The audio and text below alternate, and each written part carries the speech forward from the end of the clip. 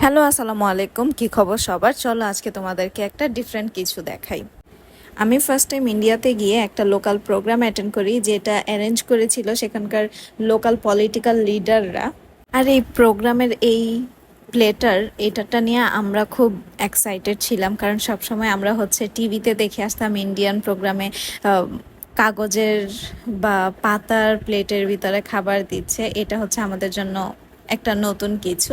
তো আমরা এই জিনিসটা নিয়ে খুব এক্সাইটেড ছিলাম আর খুব এনজয়ও করতেছিলাম। এখানে হচ্ছে আমাদের ভাত, লবণ, লেবু আর ঘি দিয়েছিল ফার্স্টেই ভাতের উপরে, তারপর ডাল, বেগুন ভাজা, মাছ, এগুলা দিচ্ছে আর কি একটার পর একটা।